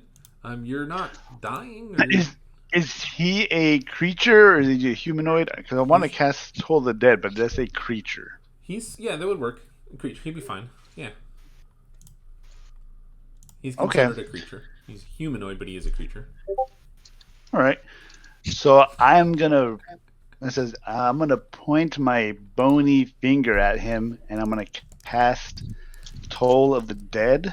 Okay. And it says the target must succeed on a Wisdom saving throw or take 1d8 necrotic damage. Okay. If the target is missing any of its hit points, it instead takes 1d12 necrotic damage. He failed his save. Okay. So you can roll the damage on that. D12. Okay. Yep. So 8. Reasonable. Okay. So as what does Toll the Dead look like? I don't think you've ever cast it before. So describe it to No. us. So at the tip of my finger, a smoky bell like forms, and a large smoky bell starts slowly like going back and forth, and you can hear the bell just tolling as it's cast out. And as it casts out, the bell kind of like enwraps him and causes the damage. Okay. Melts away his flesh, kind of. Melts away his flesh. So as the toll on the bell starts to go off, he kind of laughs at you and holds up his hand and crushes his hand into a fist, and the other rune, the light fades off of it, and you instead take the damage. No, come on. Okay. No. Yeah. You He's feel out of like the runes. spell to you, you feel it almost like it's reflecting back at you. Okay. Something's telling me that we shouldn't stop casting spells. Never. I'm gonna cast another He's one. crushed both the runes now, right? Like, All right, Calamities. Technically, it's your turn. yeah, I'm doing the thing. See if you make. Okay. No. Didn't It's a make raw save. D20. It's not gonna happen. Alright, so here's what happens on around would be top of the round 20 is what it is. He kind of, as he backs away, holding up his hand, he laughs. The lights on the pillars start flashing faster and faster until you all hear this cracking, and then boom! It all shatters and explodes. Calamities, I'm sorry, you're in the pillars. You don't get a save on this. Unless I roll really low, you're going to be definitely unconscious. Okay, it's not enough to kill you outright, but it's damn close. You are unconscious as the building collapses, as the pillars shatter, and the building collapses into the street and on top of you. So you're unconscious, dying, but not dead yet. Hooray! And the rest of you can see this man on the other side of the debris, and he laughs and he says, perhaps you'll be a challenge someday. And then he turns and runs down the street and disappears. But we're out of combat. I better run. What do you guys want to do? Calamities is dying Die. under the building at the moment. I can use corpse explosion. He's not dead yet. I have an idea. You say not dead yet, like I'm gonna pass these saves. I have an idea. Alright, you guys remember in that one episode of our game where I got a small kitten or a small cat? Oh. Okay, so I have a spell called Goodberry. Oh. I can make my cat bring the berries to qualities. So I would say Try and it's creative. I'll have you make an animal handling check. I am going to tell you right now, you have to roll a 15 or higher to convince the cat. I do have speak with animals as well. Okay. Well, do you have any good berries with you at the moment? Because good berries is an action. No, I would have to cast it, but we're out of combat, right? Yes. So okay. So we'll say you cast good berries. So you have some good berries with you at the moment. Yeah. Okay. So I cast good berries. Keep with the moment. Frederick, what do you want to do? I'm just gonna run over to my friend. I'm gonna try and get him back up. Get up! So you have please. to find him first under the rubble.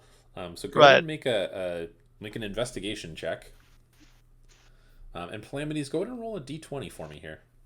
Investigation. Oh, that's a nat 1 on the investigation. Okay. Okay, so I for the didn't get one investigation check, outside. you guys have to get a 16 or higher to find him in the rubble. Oh, that wasn't my death save. No, okay. And then, so Frederick, you're pulling back some of the stuff, trying to find him under everything. Feo, what do you want to do? I'm gonna help and see if I can find him. Okay. Roll an investigation check. Here goes, buddy. I got 22. Okay. Oh, You see like Frederick is That is digging in class. the rubble, kind of pulling things up. You run up and are like, no, he fell over here. And the two of you manage to pull up and hold up a beam, and you see the civil guard kind of like running after you guys. Kind of like the captain's kind of running up, going like, "Oh my God, put the fires out!" And you can see that Calamities is just strewn out. There's like the barrier, like one of the poles in the ceiling had collapsed, or the would have been the floor previously. And he's just half buried. There's blood pouring out of his mouth. He's covered in mud. But you see him at the moment. Branch, you don't need the cat to do anything, but Calamities, make a death saving throw first. You'll be up in a second, Branch, so you can do something after this. Nat 20! Oh, he makes Oh, conscious shoot. let's go! What? What? That's 2 in a row. I'm just gonna put like one hand up really weakly with a thumbs up. Yeah, made you some berries. Are you hungry? Think I could eat, yep. So as you guys are like, Calamities is like, I'm okay, guys, kind of moment. Branch, you come up with a good berry. You feed him a good berry. The captain is like, quick, guys, quick, men, get him out. And they start kind of digging you out. Thankfully, with the civil guard helping, it doesn't take very long. But you're definitely all beaten and bruised and bloodied at this moment. Very close to dying on several of you. It's very close. I'm like pretty clean there, guys. Like, I got 35 hit points. I'm looking pretty pristine. I'll be honest. So as You got 35 hit points? I'm sorry, what was that? 35 hit points? Maybe Branch Yeah. has the most out of everyone. Yeah, I got lucky on my rolls. Oh, okay. We would have a very similar amount of HP if I was not a D8 character. Yeah, I mean, overall, you guys didn't do half bad. Feo's low, but he's a spellcaster, so it's kind of expected. But overall, it's not bad in hit points. And to answer your earlier question, Feo, he was still alive and kicking. You guys did like 80 hit points to him, 80 damage, and he's still kicking. And he was still fine. He wasn't even like sweating. Like he wasn't even. I mean, he was bleeding. Wasn't even worried? But he's still fine. Jeez. Oh my god. But as My you guys Bahamut, dig I mean. Calamities out of the rubble, you guys hear more explosions happening in the background around town, and more people. You usually, as the captain kind of pulls you guys out, you're all kind of like, "Fuck, ouch." There is the captain's kind of looking around, flustered at all the chaos that's going on, and you guys hear this little like stable boy kind of running up. He goes, Captain! And the captain turns to him and goes, "What is it? What's going on?" He goes, "There's these men. They took horses and they fled." And the captain goes, "I don't care if they took horses. Like, this town's on fire, lad." And he's like, but they killed everyone else there." And he's like, "Wait, what? Who did they kill? What do they look like?" And he's like, the little boy is just like, "But I don't know, bald, shadowy looking guy." And it kind of describes very vaguely the men that came and just killed the person and wounded the cook, and describes actually the Genasi too. And it says that there were 4 of them that rode out of town on horses that they stole. So the captain's kind of looking flustered, and he's like, we have to deal with this. We need to speak to the mayor. Let's go." And he points to the 4 of you, and he says, "You 4 with me now." And he starts heading towards the mayor's house. Are you guys going with him? Yeah. Hobbling up. I Like, yep, I'm fine. Okay. So as you guys hobble across the town square, the captain curses and cursed Tiamat for this happening, gives some threats, but calls out for the men that are in the in the square, the half dozen or the 2 dozen civil guard that are there. He directs several of them to check the ruins or the building that had collapsed for any survivors, and to help put out the fires. And you guys start walking towards the mayor's house. I want everyone to make a perception check for me here. Perception. Woo! 15. And that's 1. Oh. I am now legally Whoa. blind. All right, so just waiting on Fail. Feo said BRB in the chat 1 minute ago. Okay, we'll wait for him to come back. Feo is Bio. being That's okay. 1.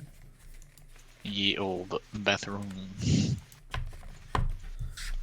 Oh man, I feel bad for St. Jen. She's like, I have to go. And she texted me, she was like, I'm so worried what's going to happen to them. Are they going to make it? Didn't get to see. This motherfucker popping 3 magic item shits. Yeah. Like, It's like, I don't just deflect spells, I deflect whatever I want, wherever I want. Whenever I want. I do what I want. And to think, he's just one of them. The lack of confidence Oh, shit. shown by using hold person on me. Man couldn't handle me himself. yeah. Coward. Like, he had to use you to stab me because he Exactly. was so scared He of had the to holy use man. me to deal damage, and he had to hold me in place with magic. Didn't even Coward. try to grab me. All right, The I'm back. absolute cowardice. Well, Heretics, am I right? Heretics. Theo, go ahead and roll a perception check for me here. Perception. That's 7. Okay. Man, you guys all rolled super, super low. I'm sorry. 15's not that low. What do you want from me? I've got dust in my I have a eyes. +2. I know. So, okay, so Calamities and Branch managed to see this because they rolled above at least a 10. Gosh. So as you guys are making your way across town, like you're kind of rushing. Like there's this fast-paced walk or hobble for you guys. The captain seems like he wants to walk faster, but he's waiting for you guys as you're hobbling along. You guys are much covered in blood, grime, dust, and dirt. You definitely look fucked up for it at the moment. But Calamities and Branch, as you guys are kind of helping each other down the road, you see another explosion happen in the distance, and you see what looks to be like half of a ship just flying 20-30 feet into the air and just tumbles, and then you hear it crash into the docks, and more screams happen down that way. As you Happy time. yeah. So as you guys are continuing to make it past there, there starts to be this wind and this feel and smell of ozone around the entire town that just seems to be slowly building. As you guys make it down the road towards the mayor's house, you can see that there are about a half dozen other people kind of also rushing to the mayor's house. As you guys arrive, you see that there are so there's 4 people kind of standing off to the side on the mayor's porch, and then there are several other people that you do recognize. You recognize that Dockmaster Melling is there, or Keaton Melling. You find Morlang. Alaric, the dwarven man who was the Red Hill Shipping Company that you guys had met after getting the boat, getting the supplies. There's Priest Curridin from the Temple of Alona, who you guys had met previously when you get in the first one. You meet, looks like the innkeeper named Wilford Glynn from the Lost Key Inn. You'd met him briefly when you guys were searching for others, like the lost crewman. You see another man you don't recognize. It's a male halfling who introduces himself as Jofer Hartwind. And he says he runs Aelor's Shipping Company. And then there is a fire genasi who you recognize, Calamities. You met yesterday briefly. She is the owner of the Smelt and Belt. Her name is Femi Ravenflame. but they kind of are all there. They seem to be some kind of council of some sorts, and the mayor greets them as they walk up, and the captain kind of like walks up the steps, and the mayor sees the four of you, and he goes, "No, they're not allowed to be here." He kind of steps past the captain and is like, get off my property. I don't want you here anymore. You've caused enough I'm just commotion gonna look already. the mayor dead in the eye and be like, I about fucking died for this shit. So You let me in. the captain kind of like looks at this situation, and you can see this look on his face of like, what the fuck did you do? Kind of moment. But he steps in front of the mayor and he's like, whoa. Well, I don't know what they've done, Mayor, but they've just helped deal with the situation for the moment. They should definitely be here. Perhaps we should just let them stay off to the side for the moment, if that's okay with you. And the mayor kind of seems to get flustered, and he just goes, "Fine, whatever. Don't take anything. I'm watching you." And points. Do you ever have a building fall on you? I will watch the cat. Which one? Yeah. Exactly. Oh, wow. Okay. So the four of you guys all seem to like.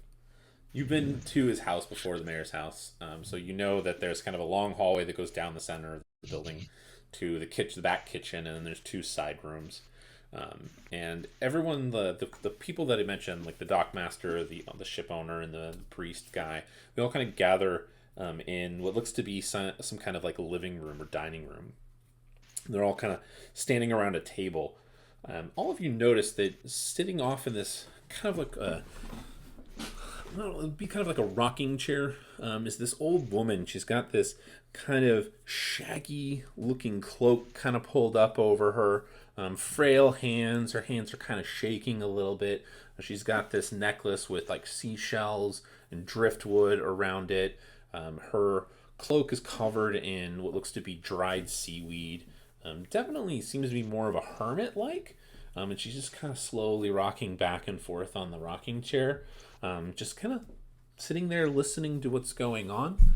But as everyone gathers, they start to more or less bicker amongst each other of like, what do we need to do? What do we got to save the town? And one of them chimes up and he goes, what do you mean, what the fuck do we need to do? Well, obviously, we got to put out the fires. Another person goes, well, no shit, dumb fuck. What are we going to do? Just let it burn? And the other person goes, you know what? Shut the fuck up. You ain't doing anything helping here. And they just start bickering back and forth. The sass is present amongst all of them. Before finally the captain kind of like goes, and they all kind of look at him and he goes, well, perhaps we should do something productive. We all know we need to put the fires out, and my men are doing what they can, but Mayor, it would help if we had more help in doing that. And you guys, in that moment, you hear another explosion in the background, like something else exploded. And the mayor kind of nods and he goes, yes, that'd probably be best. And he kind of looks around and he goes, well, who can help with that? And the other people present kind of look at each other and give this kind of side eye before the innkeeper and the so Wilford Glynn, the innkeeper, and the fire genasi Femni, they kind of look at each other and they go, well, I can get my, like the innkeeper says, I can get one of the serving lads to go and help organize the fire brigades. Femi says, I can have my apprentice go and make sure that buildings are being checked out and people are being safe. Kind of come to a consensus more or less. And they're like, okay, everything seems to be calming down. That'll be great. Things will be good. And then I need all of you present to go ahead and make a dexterity saving throw for me. It's not going to be very hard. You have to beat an 8, mind you. Well, I got a nat 20. I got a 26. Okay. I've got a 9. I got a 2. 2? Oh no! Yeah, it does have a -2 in favor. I got a natural 1. Okay. Well then, Two people that took the least Still damage. got the moves.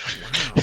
Okay. Well, so everybody that failed is going to take 2 points of slashing damage, and I'll explain what happens in a second. So you guys are kind of standing off to the side.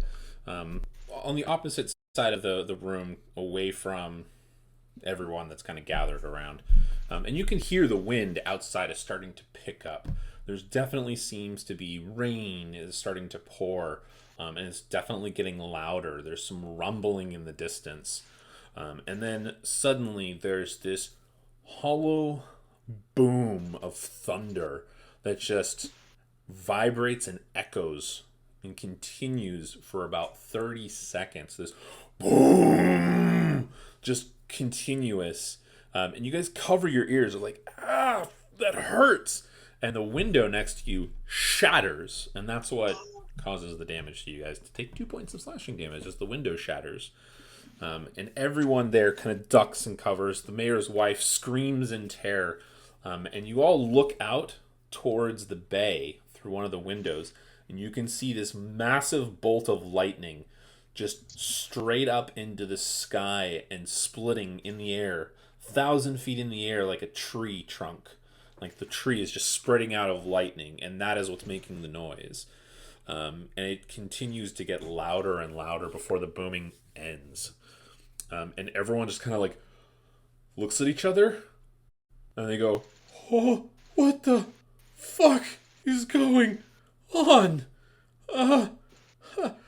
And a couple of people go, "Oh my god, it's the end of the world!" And they start freaking out.